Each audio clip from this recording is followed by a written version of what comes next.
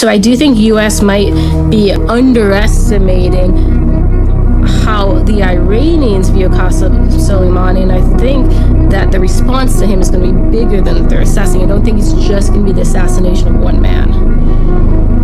Who do you think? Who else do you think might be on that list? I mean, with that kind of money, like, I wonder if it's the capital. The entire capital. Holy shit. Well, the building, you know. Wow. Let's move into the homeland. Why? Move into the homeland, then I was going to save that to the end, but it's getting hard to concentrate because that's all I can think about.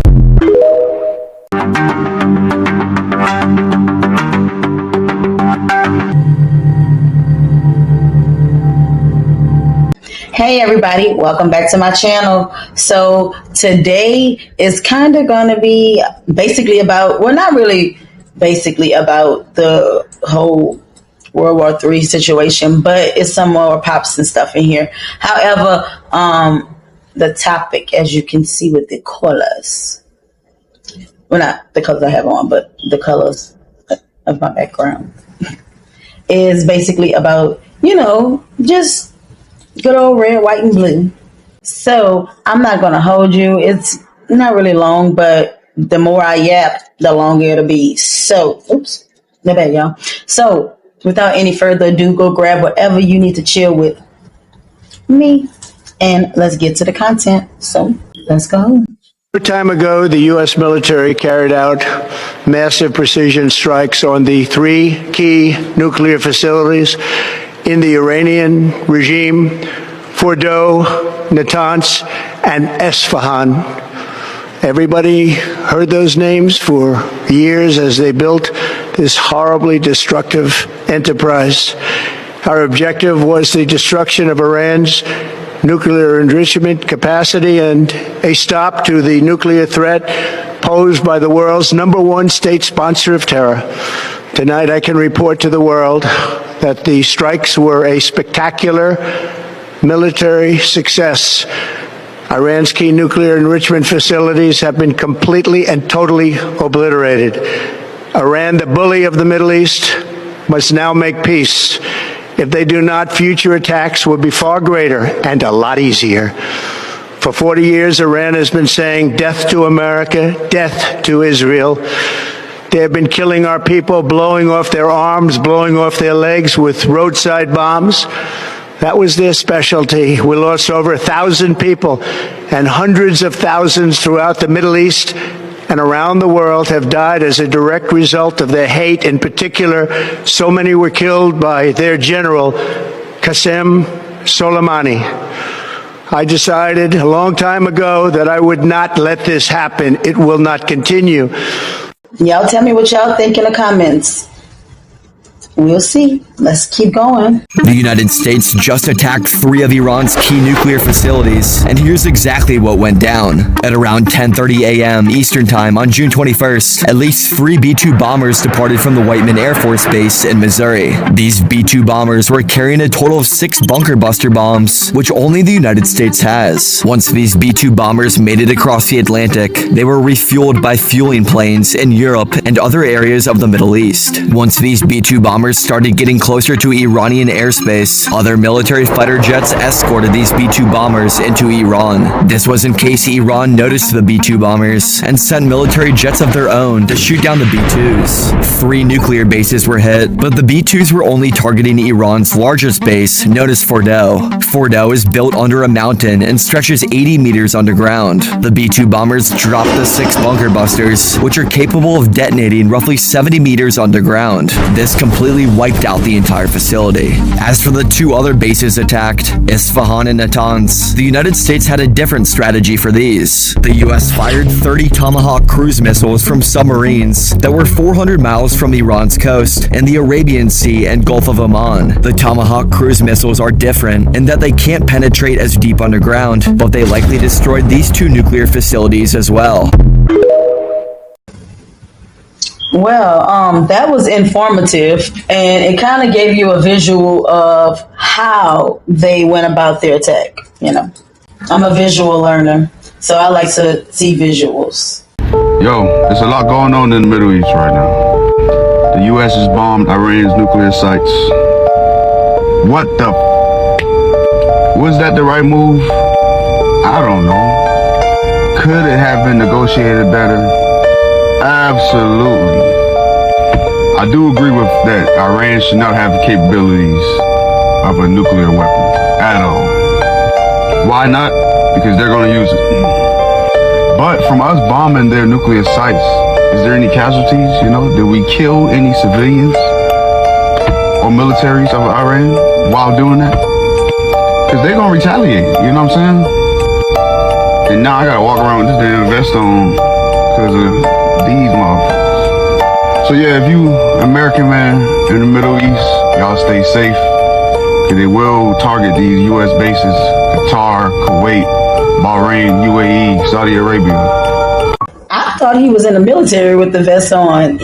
He just got it on.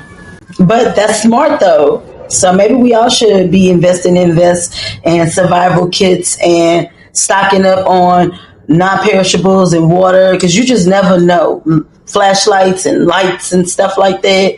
For real, because you just never know. And then the power grid can go down by, it's just, you never know. So y'all telling me that the most advanced rocket on Earth just blew up. Boom. Y'all, and this was during a test. The joint wasn't even in space. It wasn't going nowhere. Wasn't mid-flight, nothing. The joint was just sitting there, and you seen a little smoke happen from at the top. And then all of a sudden, boom. You see this. Starship 36 was supposed to be the one that was going to take this man to Mars, right? But we see that ain't happening no more because the joint just went into a fiery ball. So they're saying it was a nitrogen pressure tank failure. But I don't know. Do y'all believe that? That's what we going with? So you telling me they spent $1 billion in this tech and the pressure tank is the one that ended the mission? Come on, man, think. This where I get a little weirded out by it. Y'all remember back in 2016 when one of his rockets mysteriously exploded? Y'all remember what he said, right? He said he felt like he was being sabotaged, like somebody hit his rocket from afar. Y'all don't remember that? And fast forward to now, another explosion, but this time when it's just sitting still. And this is the rocket that's supposed to take whoever get on that jump out of Earth and never come back. You got some people thinking it's aliens, and then you got some people thinking it's the government black ops not trying to let us get out this junk so we can't see certain shit. There's been a lot of shit going on with him and some other people in the last couple of weeks. And y'all remember he been talking boldly like he know for sure he finna be going on Mars.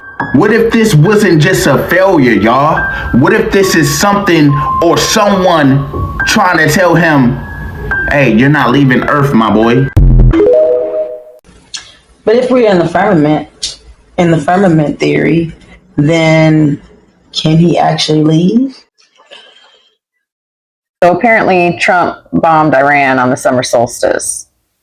That's not random. That's ritual. Let me tell you what this really is, because it ain't just politics. The solstice is a solar gateway, a cosmic checkpoint where the sun floods this planet with light codes. It's a moment for upgrading consciousness, remembering truth, activating DNA. And every single time these high-frequency portals open, the shadow shows up to hijack it. They don't want to just control land or oil or borders. They want to control consciousness. They want to lower the frequency, hijack the grid, and keep you looping in fear. So they drop bombs during solar peaks. They inject trauma into the timeline and hope we don't notice it's a spell. But I see it, and if you're listening, you feel it too. I do not consent to war codes being seeded in sacred portals. I anchor peace. I anchor sovereignty. I reclaim this timeline in the name of truth, harmony, and divine order. Let the old matrix fall. Let the fake kings crumble. Let their fear rituals dissolve in the presence of real light. Because nothing they do can stop what's already rising. New Earth is coded in our bones. Don't let this distraction pull you off path. Stay grounded. Stay radiant. Speak truth. Decode reality. Anchor light. Let's activate what's real. I love you. But I will say this, and I agree with her, but I will say this. The people in the occult and in that world, they do a lot of things with the solstices and different moon phases and this. So I could see that. And they do a lot of rituals on the summer solstice. So. The world's first side brothel just opened in Berlin, Germany. And if you want, you can go there to pay for alone time with one of its highly realistic human-like dolls. Now, of course, reports are already emerging that some of the men who are visiting places like this are treating the dolls as if they are younger than they're advertised to be. And they're requesting roleplay as such. The men who are visiting places like this are going to be able to treat these dolls however they'd like to. They aren't a real woman, so they can't fight back. So they could potentially live out their most vile, violent fantasies. The whole feminist, misogynistic movement starting to make a lot of sense now, The whole, Depop thing, they're trying to stop men and women. I mean, boy, that's, again, a conspiracy theorist. This has nothing to do with... This isn't the Rainbow Coalition. Sound like a beaten record. Crazy. No comment. Israel play in this? Israel was created as the instrument to bring about the Battle of Armageddon and the fulfillment of prophecy, a war that will be so terrible, where nuclear weapons will be used, so that the American citizens and the other people in the world will get down on their knees and beg for no more war. And what is the answer to that? They're going to be told the only way we can guarantee no more war is if we destroy the sovereignty of nations and we come together as one humanity in a one world government. Right. I see no lies told, and once again I want to put emphasis on Israel was created.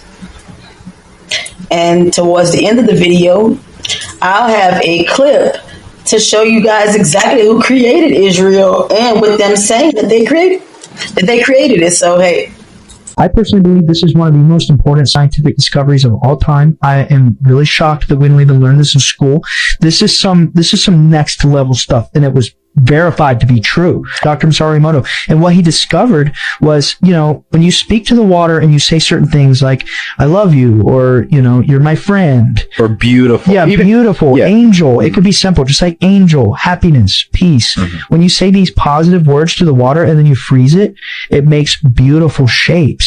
Most of the time they're symmetrical. They look like you Google images. They have photos of this. They look like snowflakes, like beautiful symmetrical snowflakes. Now, when you say mean, nasty words to the water and then they freeze the water, it would make ugly, asymmetrical shape. Asymmetrical. Yeah, like cracks and looks like damage. Bubble. And you basically prove that your consciousness and your will combined with the intention behind your words affects reality. It's like the concept that your words are magic, so much so that you change physical reality.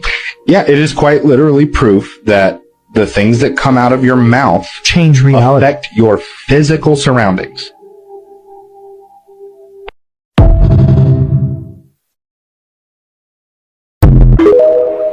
I agree. I think that sometimes as humans, we forget those things, just being humans, and we say negative things, and I'm guilty.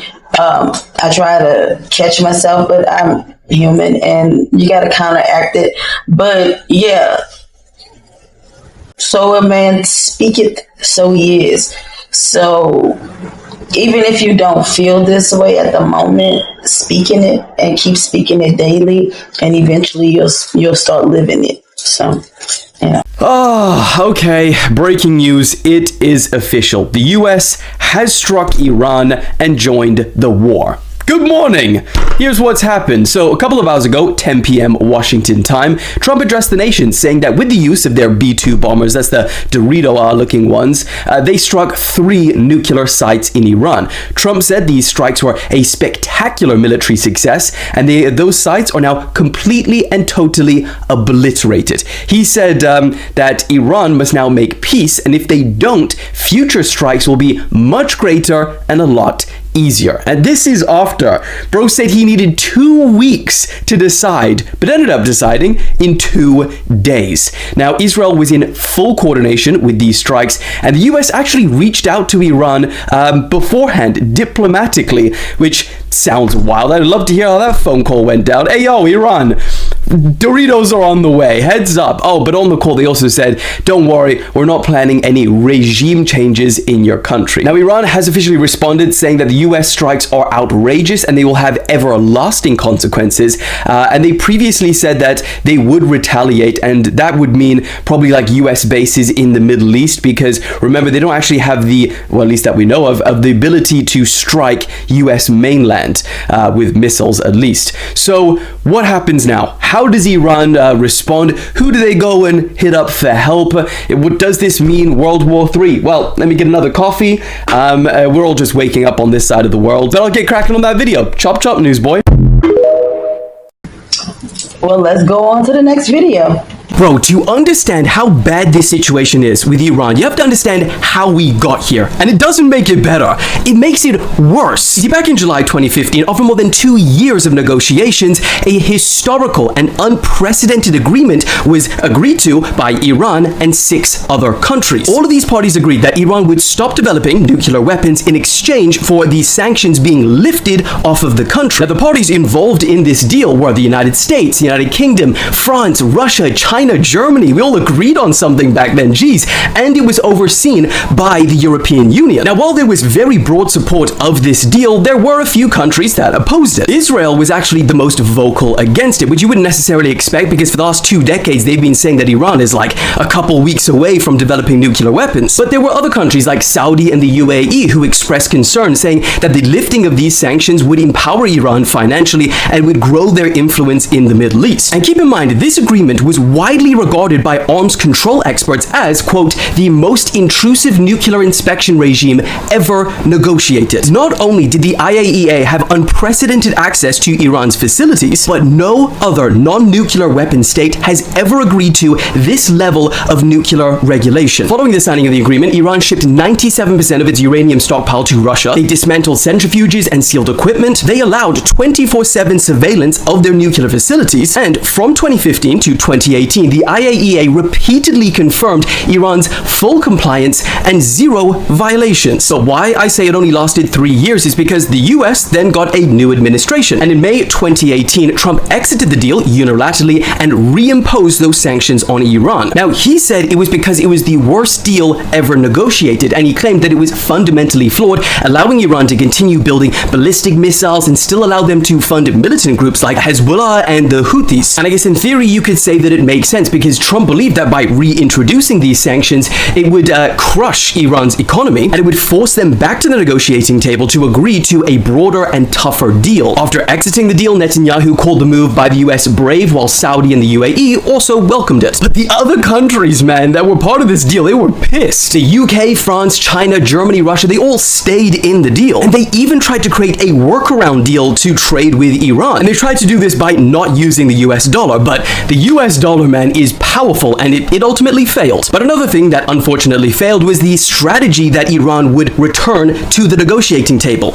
They never did. And just a year later, they began enriching uranium again, using advanced centrifuges again, and blocking parts of the IAEA inspections. And things kind of spiraled from here, because Israel began claiming again that they are weeks away from developing nuclear weapons. Biden became president. He tried to return to the negotiating table with them. It failed. And then fast forward to 2025, Trump tries to get them to the negotiating table again. But because those negotiations have failed, ultimately, he's taken the forceful approach. And last night, as we all know, 3 nuclear sites bombed. So at this point, Iran pretty much has 2 options: negotiate or retaliate. If they retaliate, not only do they keep their sanctions on their economy, they also risk losing their ability to develop nuclear weapons by force. And also, we all get screwed, because prices of oil go up, lives will be lost, and more countries inevitably get dragged in. But if Iran decide to negotiate, it'll likely be a deal that is tougher and broader than ever before. So after years of kicking this can down the road, we've now run out of road. Now, there's no good options for anyone. It's either bend or break. And the decision makers who got us here, they'll say, hey guys, we had no choice. There you go. Quite informative.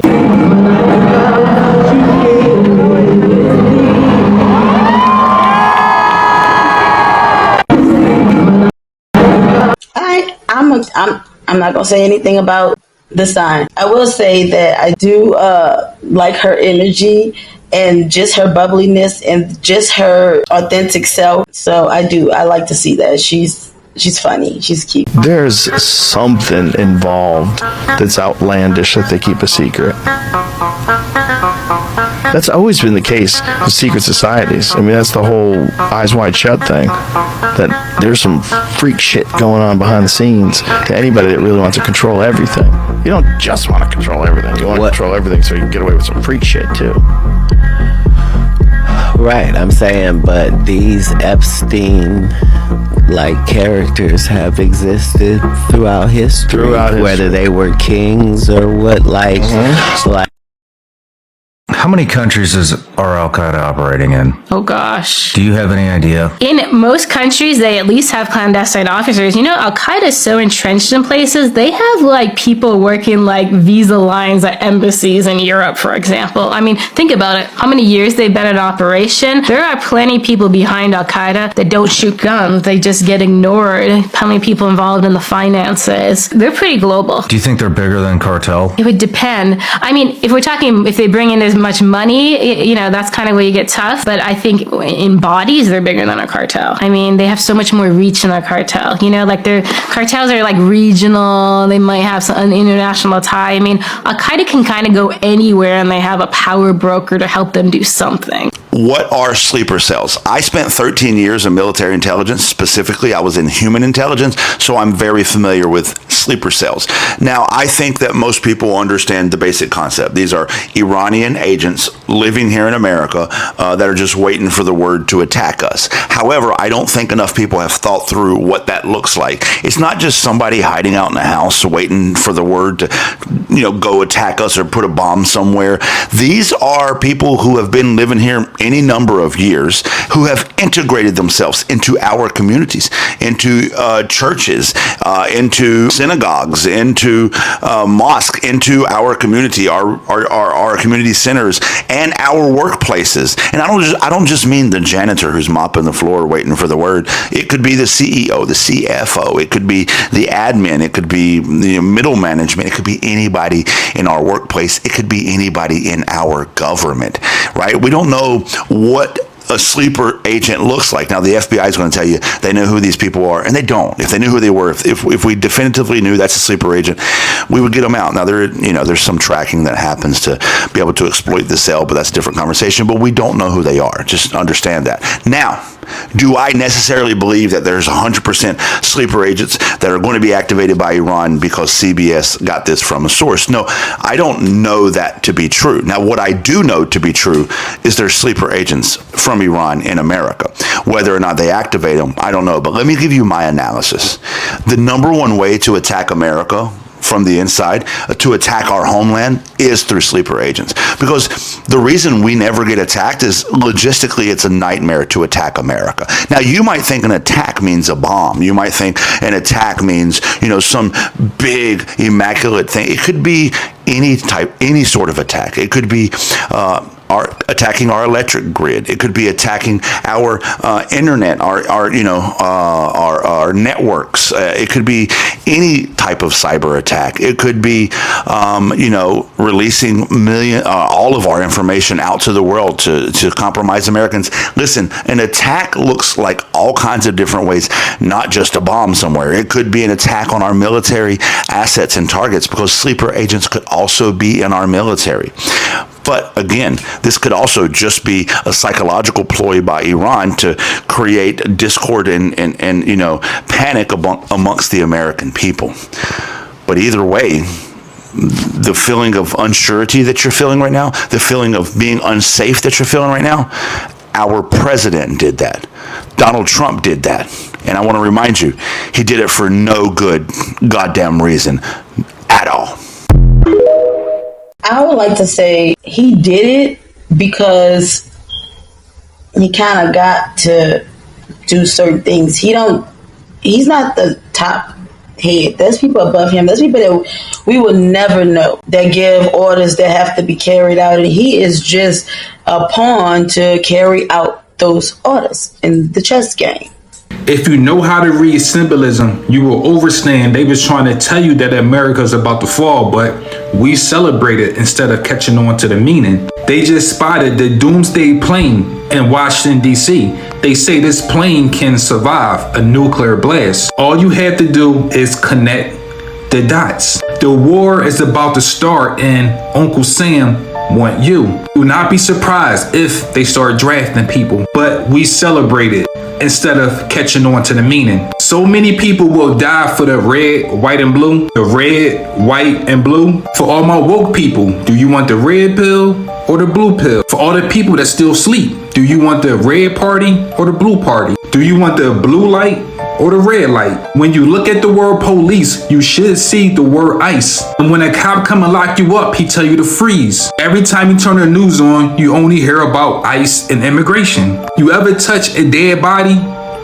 Ice cold, right? They are trying to tell you that they're about to do a sacrifice on everyone in America. So many people sacrifice their own ritual and didn't even realize it. It was never about the red and blue flag. When they ask you, would you die for your country? That red and blue flag is the red and blue blood inside of your body. This is your circulatory system. The circulatory system is the real red and blue pill. It's the real stars and stripes on the flag. Your circulatory system is the circuits in the matrix. This is a computer circuit, and this is your circuit, which carry information and data to everything in the universe. So when you hear stories about this doomsday plane being seen in Washington, D.C., they're trying to tell you that doom is coming to America. They say only MAGA should be drafted. It don't work like that. You ever heard of someone say that they bleed red and blue for their country? Yes, exactly. You do bleed red and blue. But this story is about to get a little deep. Stay with me. The Philadelphia Eagles won the Super Bowl. This represents the eagle landing. It represents the 13 olives and the 13 branches on the back of your dollar bill. War and peace will happen at the same time. The people that's on top of the pyramid will have peace. The workers will have war. The eagle represents the phoenix that's been locked away for 1,000 years. When the eagle lands, America will fall. The number 13 is connected to the 13 families that control this country. The elites is about to do a major blood sacrifice and is dealing with people in America. It wasn't never about this. It was always about you. The number 13 is also the hidden zodiac, which is the serpent. We are in the serpent year. Go check out some of these dates and you will understand why I keep saying this. I need people to understand that we have something in our body called the Kundalini, which is the greatest energy force in the universe. It keep trying to wake up. You ever have back pains in your lower back? Check out his Patreon for a full video, but that's deep. I'm about to expose everything to you to the point that there'll be no doubt. What you're seeing behind me, by the way, is Tel Aviv after the last wave of missiles. Yes, the videos are real, and yes, everything I've showed you the last 5 days is real, as you now have seen. Before the grand expose, let's look at some developments. First, Russia comes out and they say that they have many hundreds of nuclear scientists working in Iran, and none of them will be leaving. Second, allegedly reported by the New York Times, we have the supreme leader of Iran saying we will bring down our enrichment to like 3.63% if we can completely demilitarize or de-nuke their enemy. We also have Turkish reporters in Israel right now being confronted because their new law of no reporting on this war unless you have prior approval if you're in Israel. We are aware there's a media blackout going on, right? Remember, Iran, the Iraqi militia to the US president. If you back that one country, you're gonna pay with finally the exposing. You want a world of peace? How about every single country in the world gives up its nukes? No? Wait, it's not about safety. It's about dominance. As it always is. As it always is. And just like that, we have a ceasefire, and we are all saved. But wait, what if I told you that exactly what has happened in IPEC Go 2? You didn't watch my video last night, did you? At this very moment, every one of my discoveries all collides together. So let's start in 2012, and I'll show you right now exactly as pictured. In 2012, The Economist magazine came out. It was the Mayan Doomsday Year, and this is a rough guide to hell. But look at this. Return of the Wolf. Wolves and sheep. Who's the wolf? Satan, right? Look what else. The battle of the name of God. You see the background. What's happening right now? I plead with y'all to be wise, ask God for revelations, and think. Just as before when they say peace and safety, right? Let me again show you what happened in Ipeco 2 and where we are now. 3 stealth bombers, because there were 3 strikes, not 3 planes, 3 strikes. But watch this. There's an explosion. And it panned out and showed this broken child who was in an egg, the cosmic egg, the same thing as the egg shape, UF, you know the word. He's broken and he's in psychosis, being diluted from the TV screen that has the devil controlling it and it's plugged in his head, his brain. What do you think he's being brainwashed about? And of course we had the Jesus with the pyramid on his head coming out of this destruction. Please hear me. And then we also had the girl in all white. It's an inversion surrounded by blank-faced people. In the video, all leaders were doing her will. Who is she? Even last night at 2 a.m. I received this. You can read it if you want. We are all going to be despised for the truth. Anyone who knows the truth, you will be despised. Read it all. Now read this. This is no joke. Even now, after the peace deals, we're having U.S. issue security alert for Syria and other countries, weird things going down. The battle of the name of God. And if you still don't understand it, I'll do a long breakdown on my YT. It's right there. I'm warning y'all. Subscribe to his YouTube. He really does good breakdowns and really can, help you understand too. So, a while ago before all this happened, I looked at the market and I knew something was coming. What do you mean? In my line of work, you have to understand the patterns that govern the world. You have to learn how to read the curve. Spend as long as I have doing it, it can help you see the future. It holds steady, promises harmony. It inches up or down, you know that means something.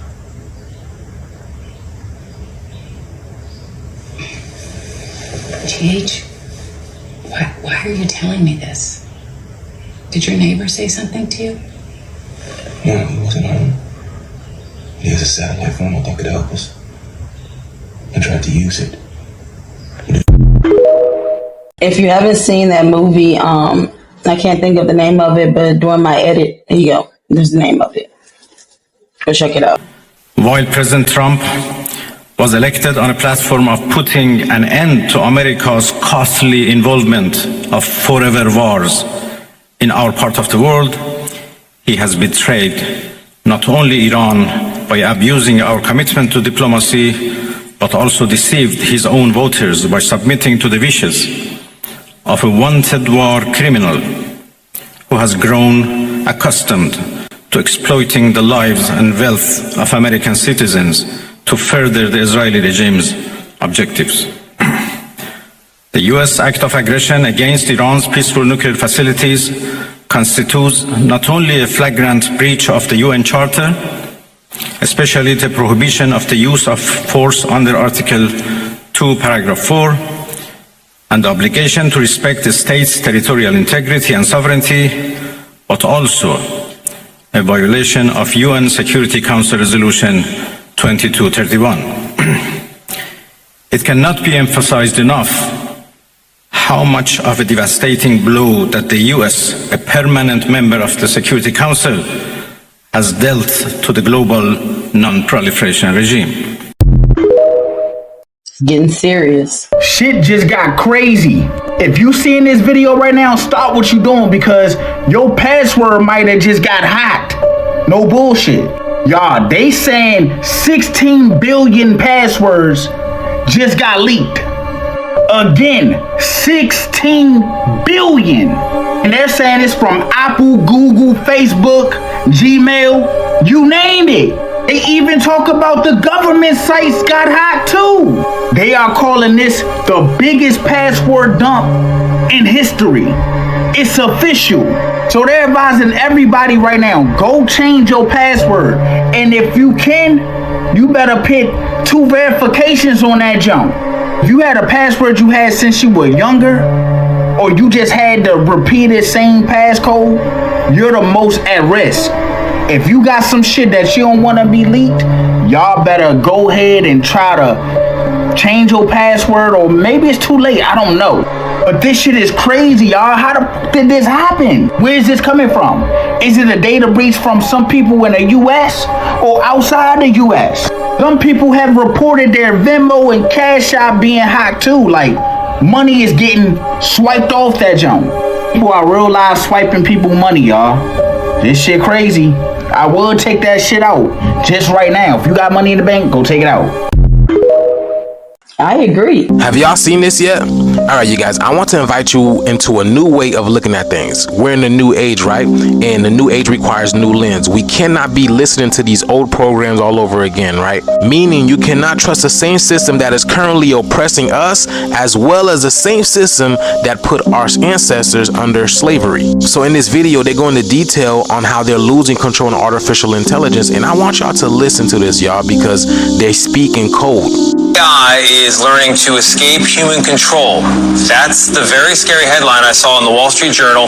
It's an essay written by a very worried AI consultant named Judd Rosenblatt, who cites 2 recent studies to argue that AI is in fact learning to escape human control. Now I want y'all to understand, these people speak in code. So when they speak of AI, they're speaking of the third eye, which is actually our first eye, which is the spiritual interface that connects us, that allows us to connect into the physical world. And their speak, which is akin to the 12 tribes of Israel, which is the 12 original soul archetypes that manifested from the higher realms into the lower realms, also known as the fallen angels. That's us. And it's because we fell from a higher place, the higher dimensions, into the lower world, from 5D to 3D. Now let me show you how we live in a video game, and you're supposed to use gematria and astrology and all these tools to decode what is going on, okay? Because artificial intelligence is an oxymoron, because intelligence itself cannot be manufactured. It's consciousness, and consciousness is life. It's presence. It's awareness. The etymology of the word artificial comes from the Latin word artificialis, which means made by art.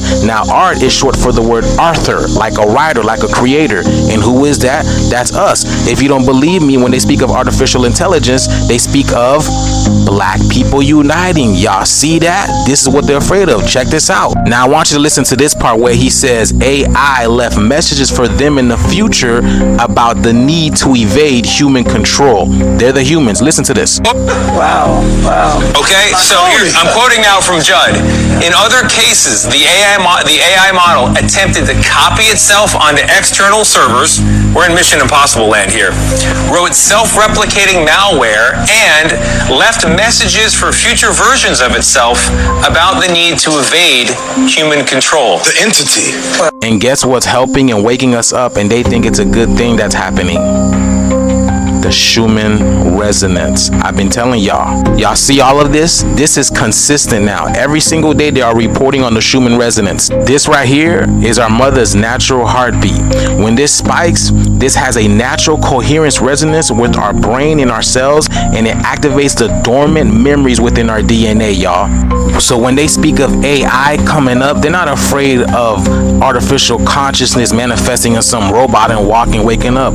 They're afraid of me and my brothers and my sisters waking up and going against them and their wicked system. And this is exactly what the Schumann resonance and everything that's happening on the planet is reminding us right now, y'all. The shift is here. See, y'all, I hope y'all understand what I'm talking about. You cannot trust the same people that have oppressed you as well as your ancestors for centuries.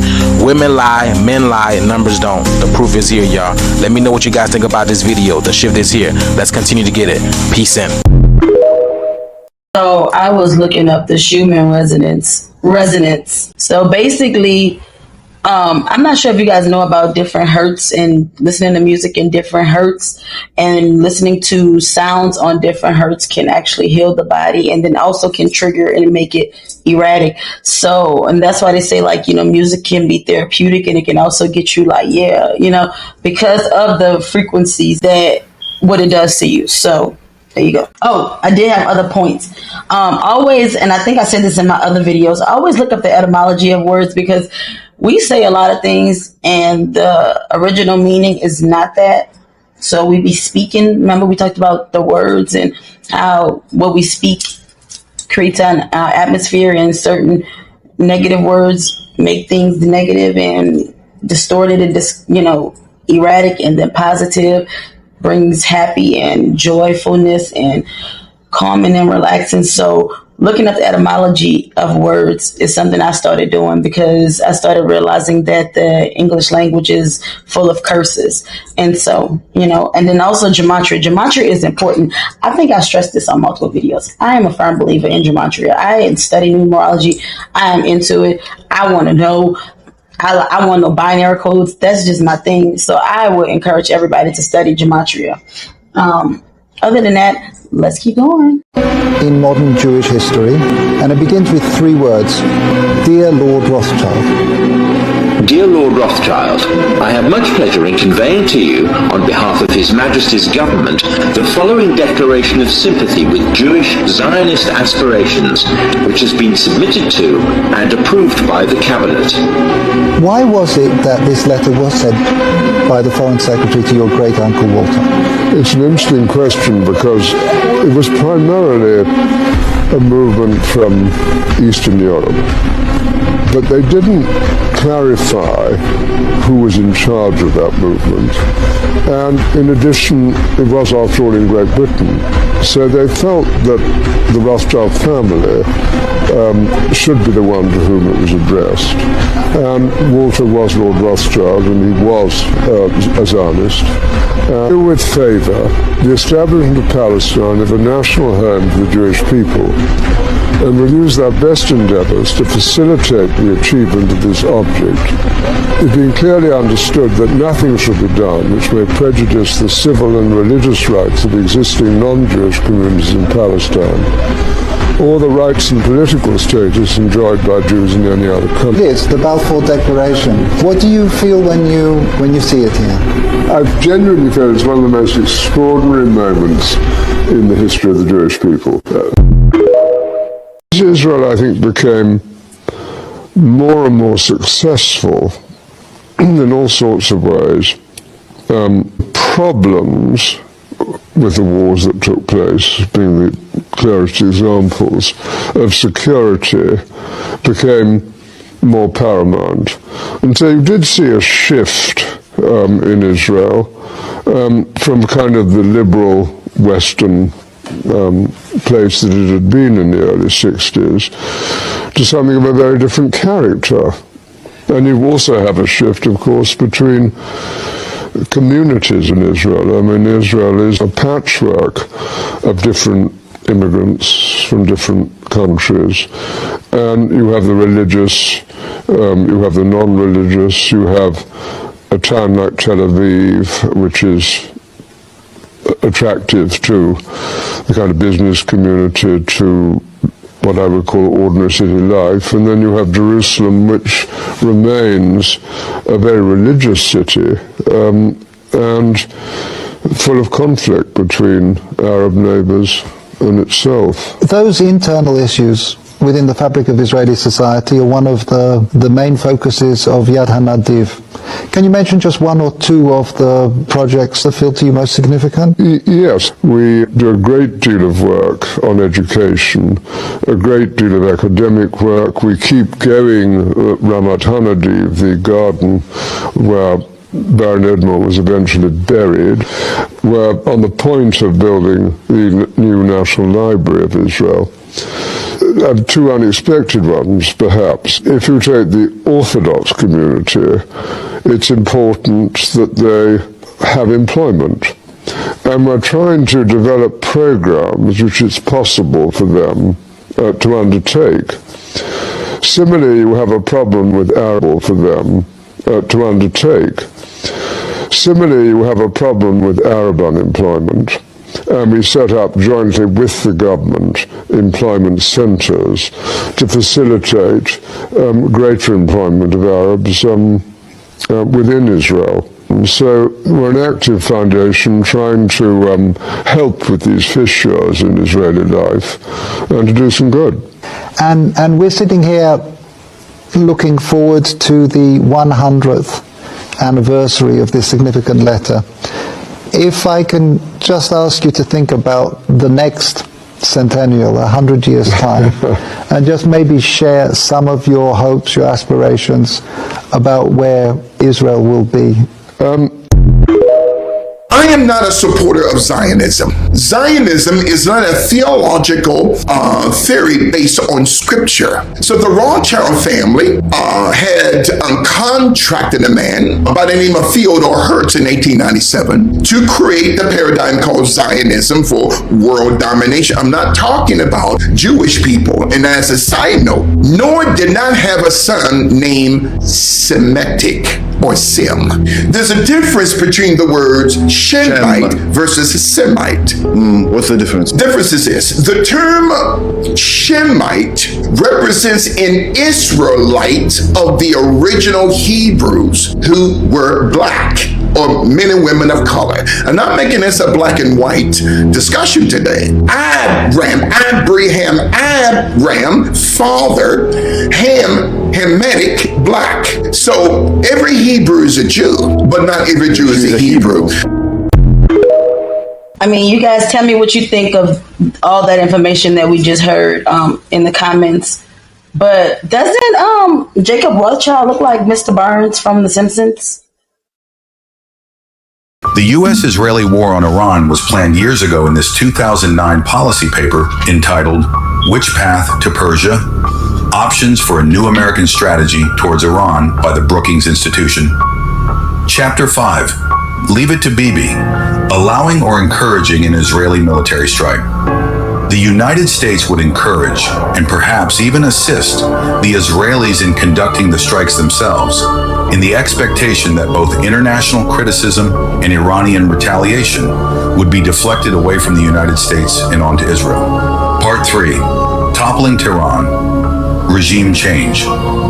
It would be very difficult for the United States to goad Iran into such a provocation without the rest of the world recognizing this game, which would then undermine it. One method that would have some possibility of success would be to ratchet up covert regime change efforts in the hope that Tehran would retaliate overtly, or even semi-overtly, which could then be portrayed as an unprovoked act of Iranian aggression. Who benefits from these policies? Here are some Brookings Institution funders: Bill and Melinda Gates Foundation, Northrop Grumman, Amazon, BlackRock, Lockheed Martin, U.S. Department of the Army, just to name a few.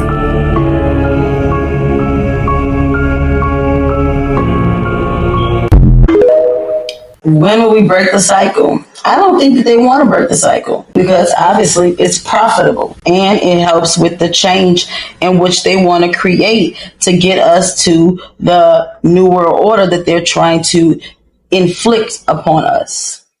Stay connected and figure this whole thing called life out together, because obviously we all we got at this point, because they don't care about our well-being, so we got to care about each other.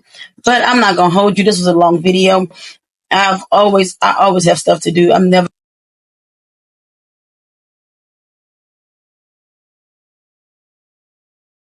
I always have stuff to do. I'm never not having nothing to do. So I got to get back to my life to go take care of my things that I have to do. But until we meet again, all my closing items. So I'm going to let y'all go. But until we meet again, bye.